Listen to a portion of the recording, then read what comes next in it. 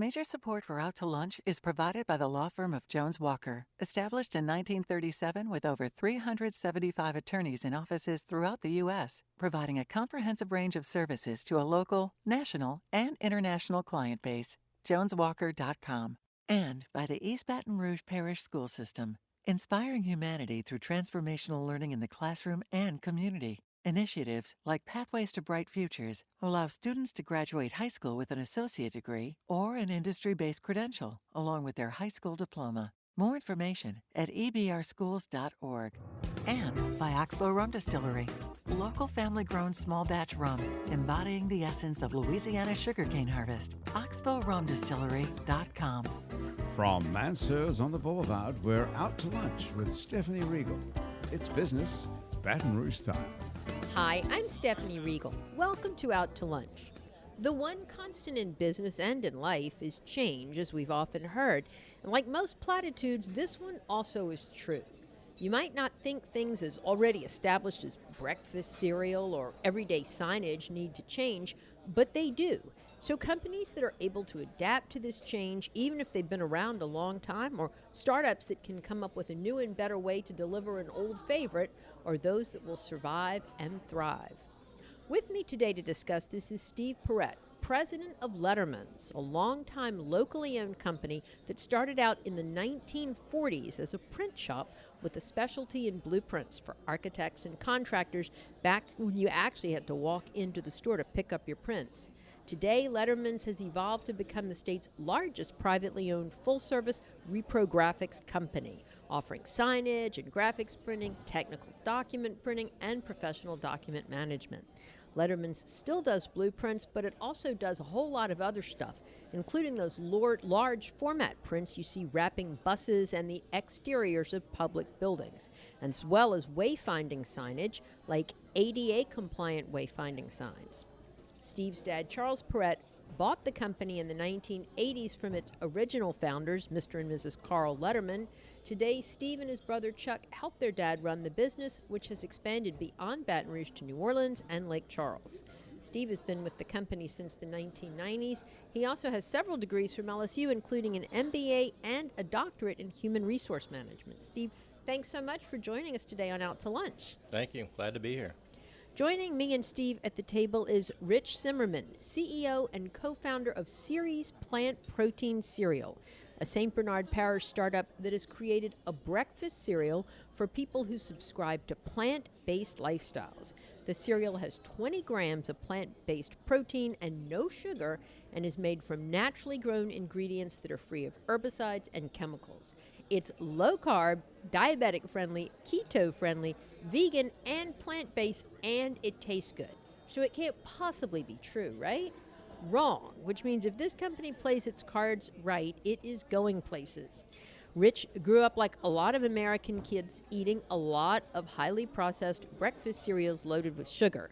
He was overweight and unmotivated and wanted better for the next generation of kids. So he teamed up with his friend Branson Morgan, and in the 12 months since launching the startup, they have won local pitch competitions and are beginning to scale up manufacturing and distribution of their cereal.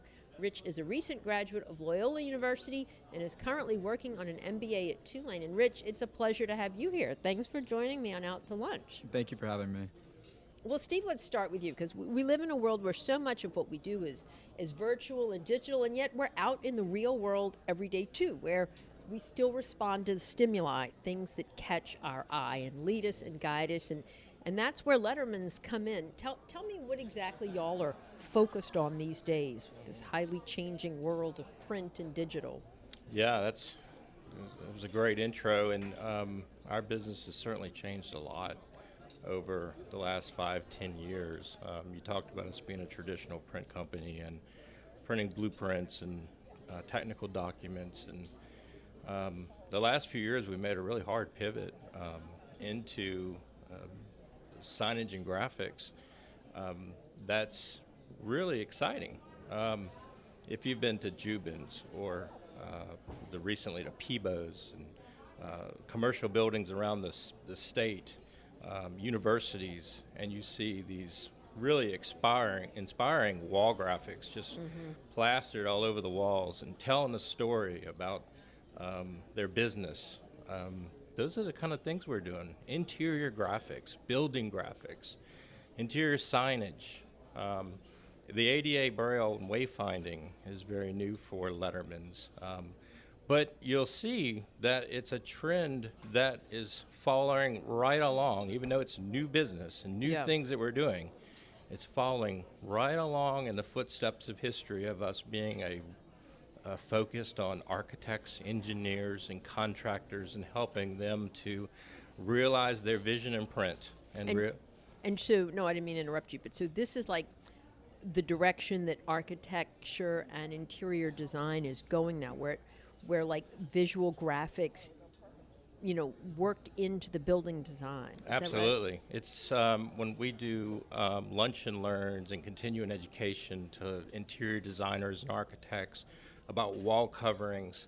There's survey data that's shared, and it shows from 2016 to 2021 that wall covering and interior graphics like that has grown, exponentially, and we're seeing more and more of it. So it's an exciting thing to be a part of, and it's really exciting to be a part of knowing that we did those things for those customers, and to be able to go back to those buildings and sit in those spaces and enjoy the environment it creates. It's a lot of fun. Because our spaces and places are so important, and so it's great that you get satisfaction from serving your customers. And Rich, I mean, part of the narrative of your startup company is that you really wanted to help serve kids who eat a lot of junk food in this country, highly processed, highly sugared, and that was really the motivation behind creating this amazing product.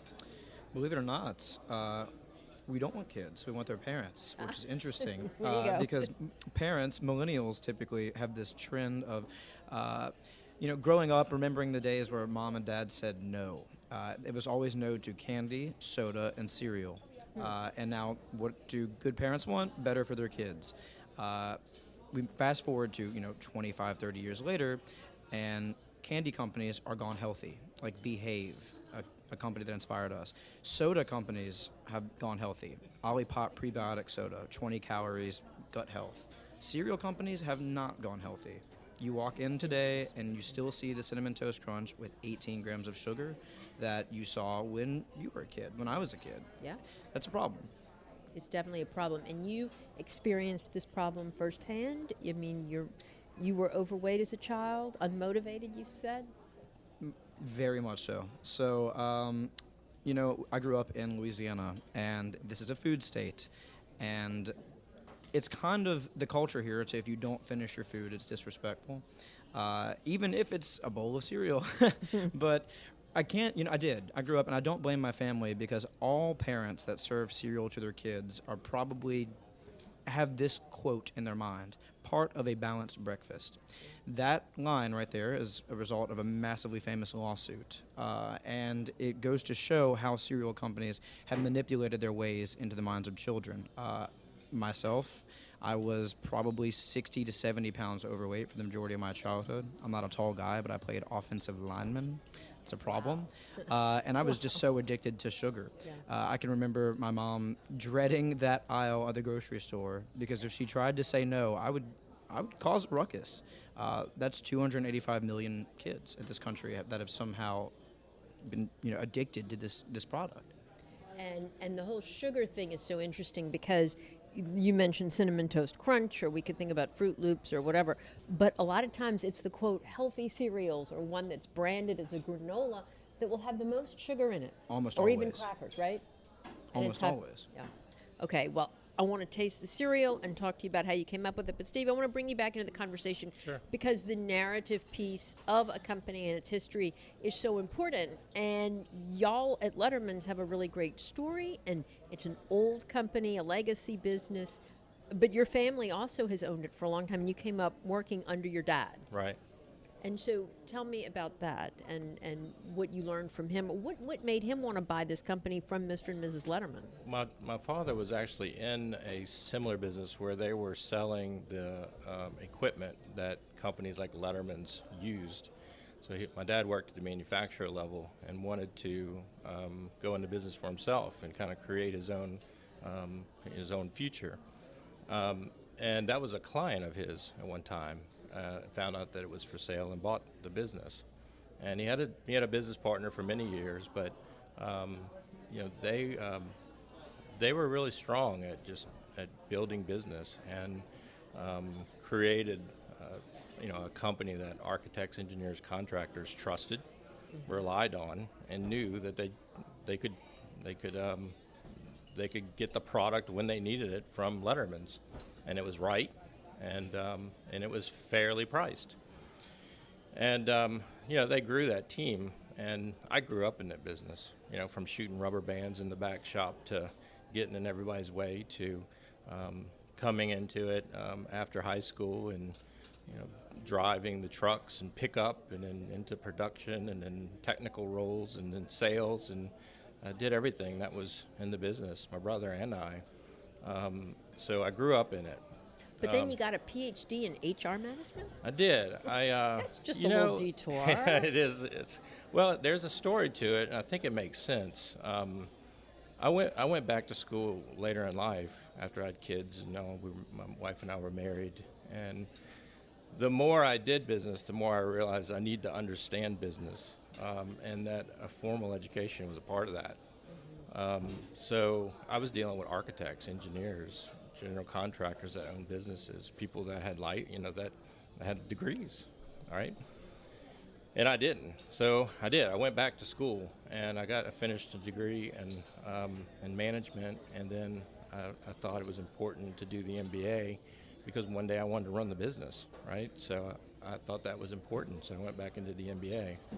And the MBA did a great job of teaching me about process and operations and all those kind of things, but it never really focused a whole lot on people. And my goodness, as we know sitting here at the table, people is our business, right? It takes great people to do great things, to provide a great product to the client. So I was really intrigued and wanted to teach at the university level too. I was really intrigued with the LSU PhD in leadership and human resource. It's not quite human resource management, it's more about development of people. And I thought that was important for our business, development of people, or just in general doing business, understanding people. So I went back and did that. And since then, I've been teaching at LSU in the College of Business. I teach entrepreneurship, business model development, and startup concepts and things like that. And I really enjoy that part of it. And so it was kind of full circle for me. That's great. That's fantastic. And I'm sure that experience has proven so invaluable, as you've worked on growing the company. Rich, you were a business major when you started working on series, or did you have a science background? How did you come up with the expertise not only to launch a startup, but to develop a product that nutritionally does everything you say it does and that tastes good? Get ready. I had a professional Facebook writing degree. I'm kidding. I was a political science major at a liberal arts college. Okay. That prepared me in more ways than I could ever imagine to do this. When I graduated from Loyola, I moved across the country to Cal Poly, San Luis Obispo, which is the mecca for health startups. So Jamba Juice and Cliff Bar were founded at Cal Poly. I was actually headed to law school about 3 months before I had the idea for this company. I got an LSAT tutor. I knew I wanted to be a boring intellectual property. I'm kidding.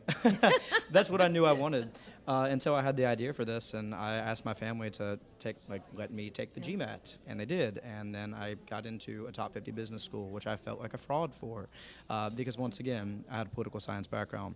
When I got to Cal Poly, I was sitting around UCLA robotics majors, people that had started coding when they were 14, and I could talk about the Affordable Care Act.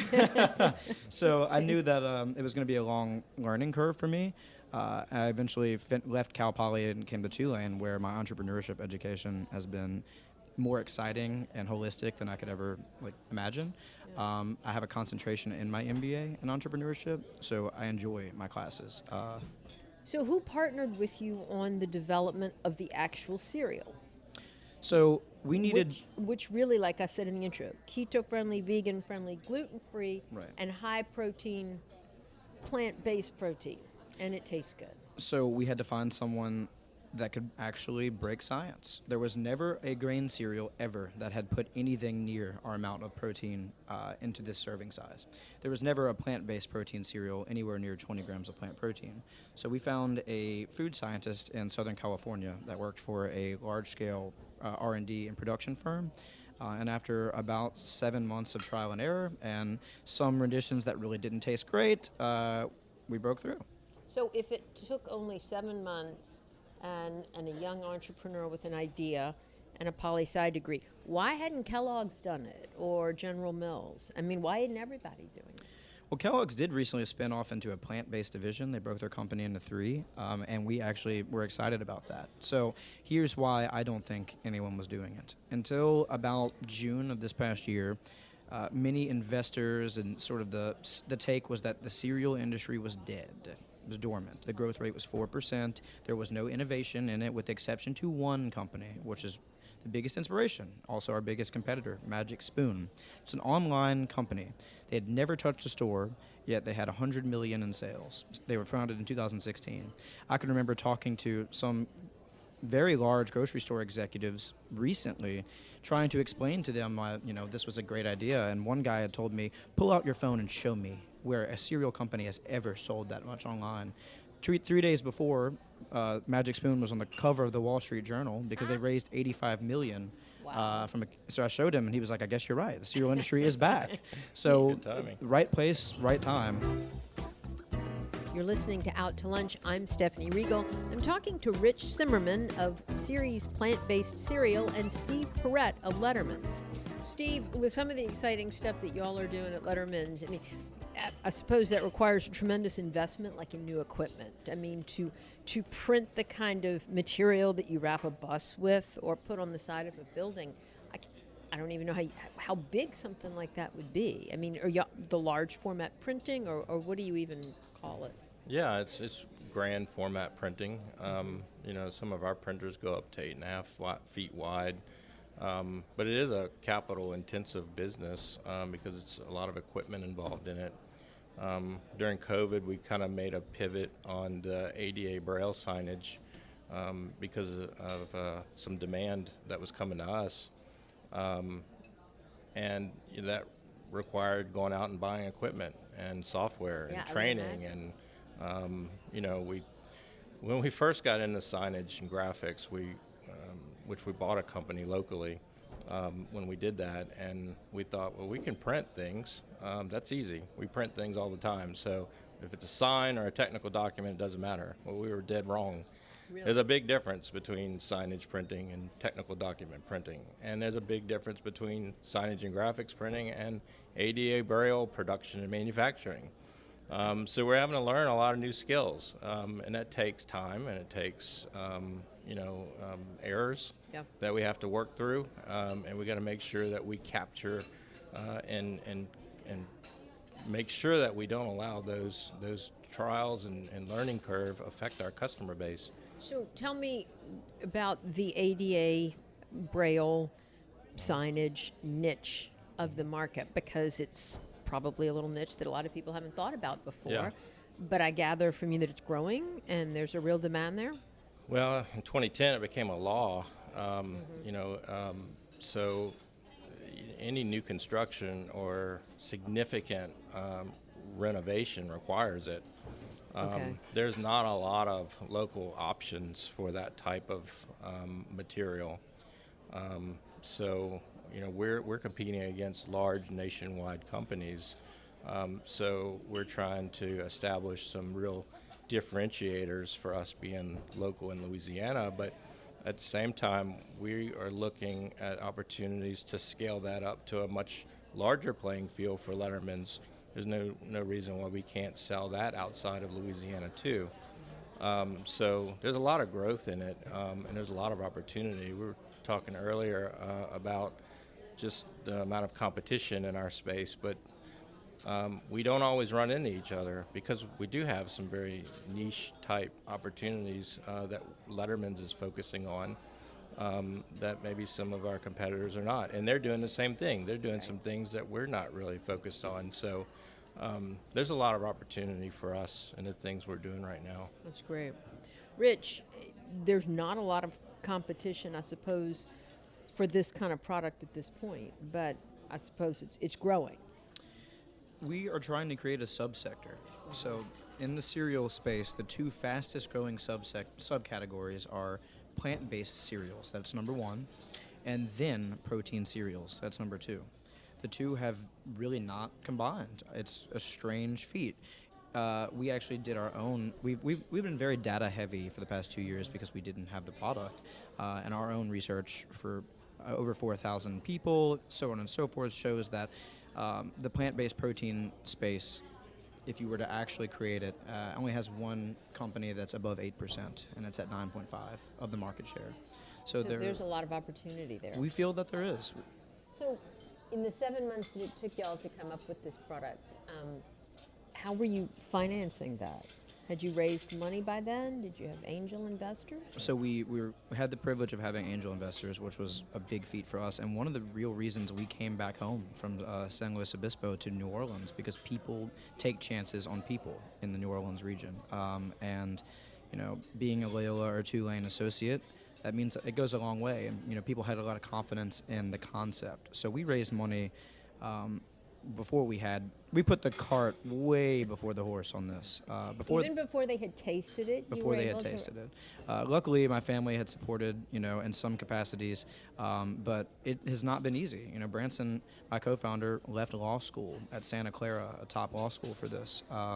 I would love to be making a Tulane MBA salary at a tech company, but Branson and I are eating ramen noodles type thing right now, so it's not easy, but we hope it'll pay off. Ramen noodles aren't. I don't think it fit into your healthy eating. I'm sorry to tell you, and they're very high in carb and salt. Right. Can I have a fun fact? I did. Branson was a student of mine in the entrepreneurship program at LSU. Oh, Wow. no kidding. For disruptive, it was a disruptive business model course. Wow. Yeah. Great He's guy. He's a disruptive creator. Yeah, he is. What kind of advice, Steve, do you have for young people about disruptions in the market? I mean, that's a really important thing to be studying these days. It really is. And we're trying to even a company that's been around for many years, trying to figure out how to do that ourselves. It's really not an easy principle to come in and disrupt something. To where you can offer it cheaper, better, faster, options that never existed. It's all about getting offering a product to some market segment that never could have had it before. Focus, thinking differently, challenging the status quo. Thinking of new ways to get a product out to where more consumers can have it and enjoy it. So it sounds like you're doing a lot of those things right now with the product that you brought to market. It's very different. You just said it yourself. The cereal industry hasn't had a disruption in a long time, and you just might be a part of that. Rich, y'all are online right now selling your product, but you're scaling up to go into stores or some stores? This is the part of a pivot, I guess. So Branson and I are both very tech-oriented. He worked in tech. That was my direction. So e-commerce made sense. And, the pandemic economy, e-commerce sales made up 16% at the peak of retail activity, which was amazing. And that's what really gave birth to Magic Spoon to do what they did. So we went in with numbers when we founded this company that had come from 2020 for the most part. And being data heavy, we were like, e-commerce is the future. To one point, we did not even want to touch retail because it's bureaucracy. And like our Branson and I's philosophy as co-founders are, what can we control? We feel we can control e-commerce, we can't control retail. But the market is changing. So those e-commerce sales have slowed to 14%. There's going to be a few bumps here the road. We still feel that e-commerce is the future. In fact, in our customer segment, which is very, very niched, 1 in 8 consumers shop exclusively online for their groceries. So we are still banking on about 70% e-commerce. But here recently, we've had to loosen our decision, to make some retail plays in 2023. All right. And Steve, looking into the new year, what's on your horizon real briefly, your top couple of goals or changes planned or priorities? Yeah, I tell you, we just had a strategy session the other day for some of the managers at the office, and we're really locked in on some of the key things we're doing right now, the wall coverings, the ADA braille, the fence wrap. Some of these key products and initiatives we're going to push super hard in 2023. And we're really looking back on our existing customers, the work they're doing with us, the things we do for them, and focusing in on them as well. So kind of getting back to basics. All right. Well, great. Steve Perrett and Rich Zimmerman, it's so uplifting to see local business people reinventing legacy companies and creating startups in response to ever-changing demand. And you both have such interesting stories and insights and observations. Thank you so much for taking time out of your busy schedules to join me today on Out to Lunch. Thank you. Thanks so much. My guests today have been Steve Perrett of Letterman's and Rich Zimmerman of Ceres Plant Protein Cereal. We had to edit this show to fit into the time slot here on WRKF. You can hear our unedited version and learn more about Letterman's and Ceres by going to the Out to Lunch Baton Rouge podcast. You can find and subscribe to the Out to Lunch Baton Rouge podcast anywhere you get podcasts and on our website, it's batonrouge.la. If you want to know what we all look like, you can find photos from this show on itsbatonrouge.la and on our Out to Lunch Baton Rouge social media. Photos are taken by Eric Otts, and you can find more of Eric's photos on Instagram at @acro, that's ACREAUX.